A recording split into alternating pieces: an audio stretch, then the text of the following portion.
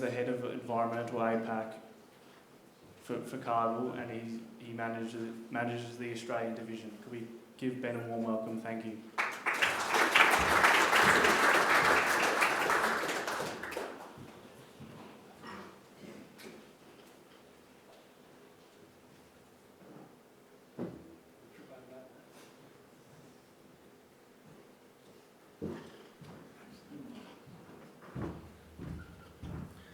Thanks, Max, and the fact that it's hard to get to the front of the room is a credit to Paul and the team at APAC Partners. Thanks for the invite, and also Tash from the Commonwealth Bank as well.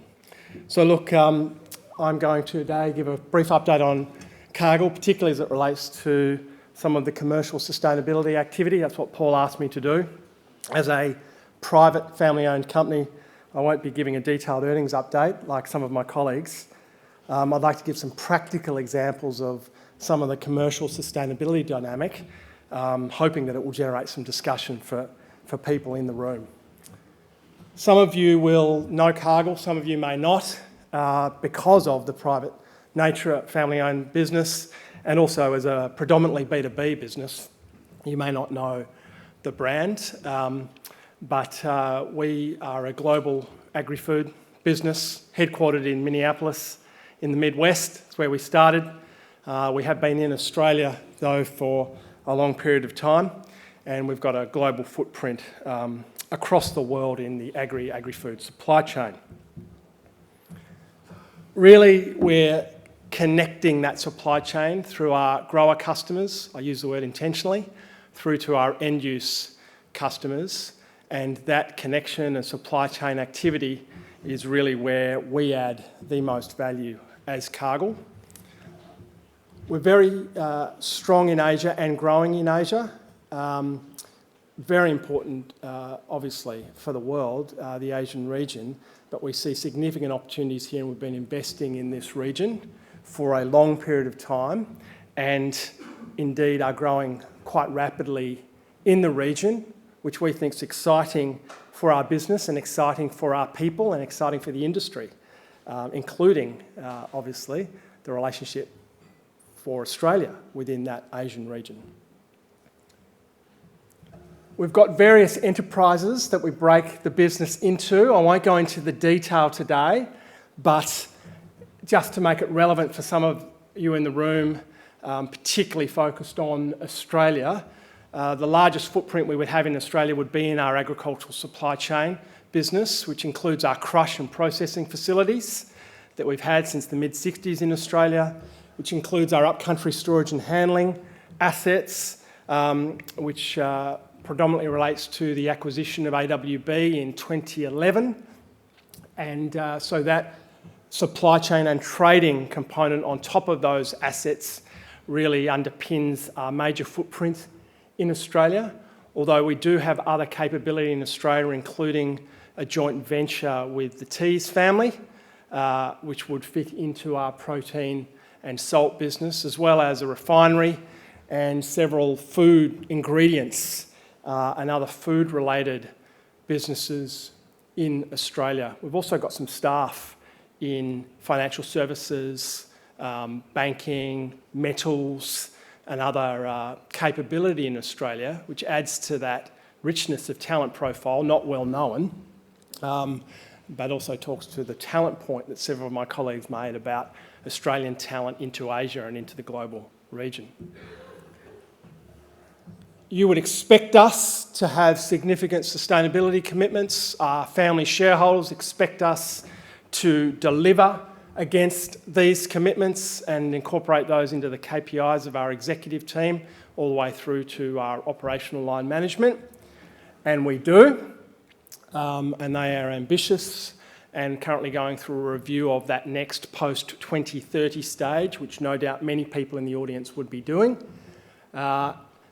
Like several of my colleagues have mentioned, some of these targets we're making significant progress in, like our Scope 1 or 2 commitments.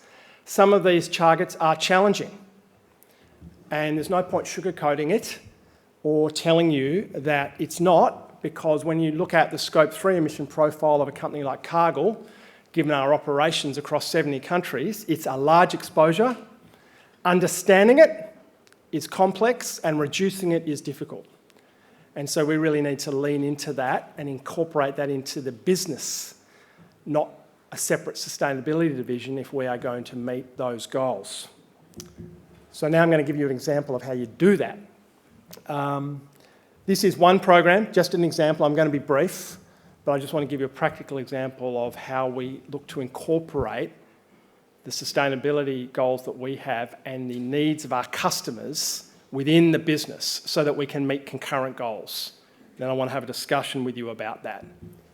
So we're currently running a program, no longer a pilot, in Australia, an inset program where we work with our canola growers and barley growers, and we seek to provide them opportunities, commercial opportunities, to build on the good work they do in sustainability through to the food and fuel supply chains. And this is how it works. We help our growers who are already doing a lot, as you well know, and have for generations, inherently thinking about their asset being soil and the land. We help them build on sustainability programs they already have, like certification schemes. We help them baseline their emission profile, like has been mentioned, and there are various tools to do that. Once we understand that baseline, we look at a series of interventions against that baseline that we can measure to decarbonise that supply chain and inset that through to our food customers and look at that low carbon feedstock through to the fuel pathway, which is burgeoning, as you well know, many of you.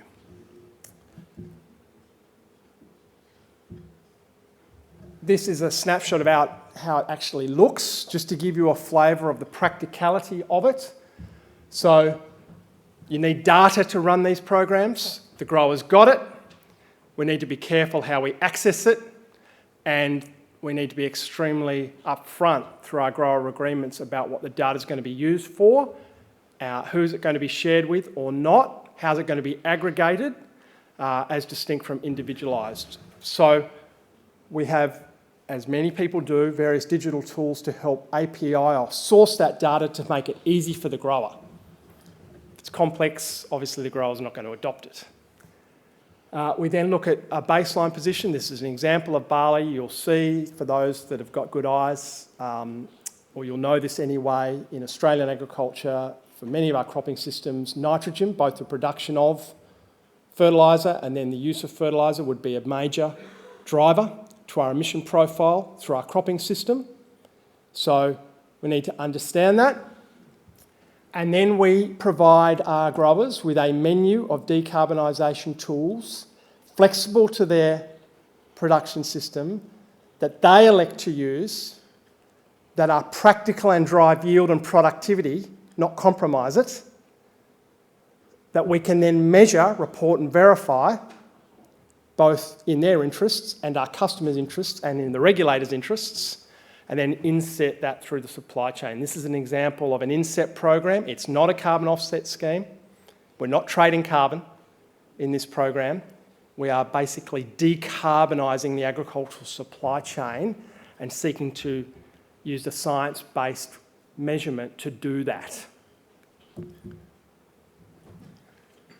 And this is my main slide, and what I want to talk to you about, why we would do that, and some of the dynamic around it that I'm hoping of is interest to this audience. So the first thing is the customer driver. So think about the end-use customer for us and the driver. And what I find fascinating about this debate is I've had many people, including internally and externally, say to me, Ben, we understand what you're talking about in Europe. We understand what you're talking about in North America. But in Asia, many consumers will not pay more at the retail outlet for sustainably produced food, and there's not the opportunity here. Well, the customers are customers that serve consumers. Yes, that's an important driver, but it's not their only driver, as you well know. And many of the customers I speak to say you've got to realise that we are owned, or our investment owners, or our private equity owners, or our shareholders have specific ESG capital requirements on us that we need to hit, and or if we want to raise more capital, we better be organised. So it's an ESG capital driver, not mum or dad paying 5 cents more for the product in the retail shelf. They also say to us, the regulatory frameworks are coming and coming hard. Disclosure and many regulatory frameworks that you would know about, and I'm looking at several people in this room that are experts in that field, and we need to be on the front foot. Indeed, the growers say that to me. I had a grower say to me the other day when we were asking him why he was attracted into our program, which he signed up for, is it about the per hectare payment we're paying? Because we're paying the growers, not asking them through good grace to implement new technology which costs money. Why would he do that? Is it about that per hectare payment? It's a factor. Is it about understanding the baseline? It's a factor. But also, he was saying we can see regulation coming, and we are not going to sit still because we know we're doing a good job. So we want to be able to quantify what we're doing so we can get on the front foot. Direct quote from a grower, being proactive about the regulatory landscape. Then, of course, there is other considerations people have around their corporate goals, the purpose-driven nature of their company, their ESG commitments, their employee expectations, their NGO and stakeholder partners. My point is, it's not just, as you well know, but not everyone does, it's not just about the consumer price point, it's not just about one value driver. If it was about one value driver, we would think the opportunities would be much more limited. We are realistic about parts of Asia, as distinct from Europe and North America. It's a different dynamic. Doesn't mean opportunities don't exist. Concurrent goals, another thing I hear is, so you're making a choice between earnings and investing ahead of value in sustainability. You're making a choice between a food pathway or a fuel pathway. You're making a choice between driving productivity and yield or reducing emissions. No, we're not. No, we're not. We can do it concurrently. Agriculture's always done it concurrently. We inherently think about sustainability when we're producing food and fibre. We have for generations, you know that. And so if you're helping growers with tillage arrangements, new technologies, as many people in this room in their companies and technologies and supply chains do, new technologies that might be emerging, trialling new technology, understanding baselines, organising data, being able to offer premium for products, be able to look at the regulatory framework and get on the front foot, being able to look at what financial incentives, including from the finance sector, incentives that people can get in terms of loans, rates, discounts, that operating environment, then you're producing yield and driving sustainability outcomes. And this polarised nature of discussion about or,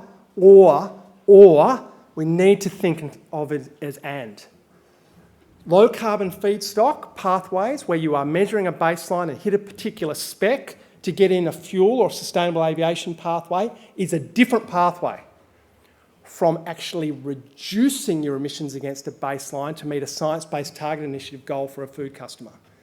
It's all sustainability, but it's a different pathway. Some of our growers do certification, which is sustainability, but they don't want to, at the moment, look at a decarbonisation option against certification. Okay.